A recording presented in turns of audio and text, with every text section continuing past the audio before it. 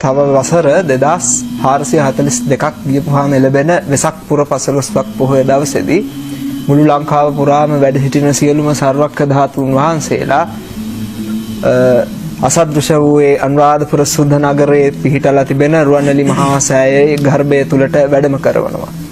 වැඩම කරපුවාම එතෙක් දැල්වෙමින් පැවති පහන් නිවිල යනවා, සුවඳ මල් පරවෙලා යනවා, සුවඳ දුම් වෙනසිලා යනවා.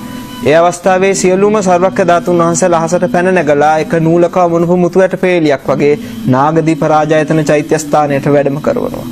වැඩම කරපුවාම එතෙක් කල චූලෝදර මහෝදර ඒ නාරජවරු බුදුරජාණන් වහන්සේට පූජා කරපු ඒ මණික් පුටුව පොළවයට වැඩ හිටිනවා. ඒ මණික් පුටුව අහසට පැන නැගුණාම ඒ මණික් පුටුව මත සියලු සර්වක්‍ර ධාතුන් වහන්සේලා තැන්පත් වෙනවා.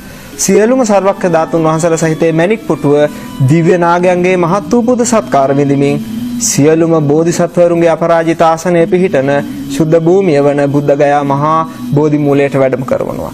බුද්ධ ශරීරය නිර්මාණය වෙනවා. බුද්ධ ශරීරය නිර්මාණය වෙලා බුදු සිරුරෙන් භාග්‍රේ දක්වා බුද්ධ රශ්මිය විහිදෙනවා. මේ අවස්ථාව කිසිම මිනිසෙක් දකින්නේ නැහැ. මොකද ওই කාලේ වෙනකොට කිසිම බෞද්ධයෙක් ලෝකේ නැහැ.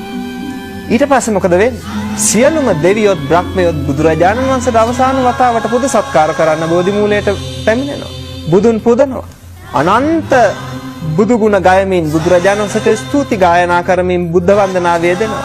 ඒ අවස්ථාවේදී දෙවියොත් බ්‍රහ්මයොත් බුදුන් වඳ අවසන් වුණාම බුදු සිරුරට ගිනි දැල් ඇවිලිලා දෙහ ආදාහන වෙලා අලුවත් දැලිවත් ඉතිරි වෙන්නේ කිසිම ධාතුන් වහන්සේ නමක් ඉතිරි වෙන්නේ අබෑටයක් තරම්වත්. ජය ශ්‍රී මහා බෝධි අතුරුදහන් වෙනවා. බුදුරජාණන් වහන්සේ වෙනුවෙන් හදලා තියෙන සියලුම ප්‍රතිමා වහන්සේලා අතුරුදහන් වෙලා යනවා.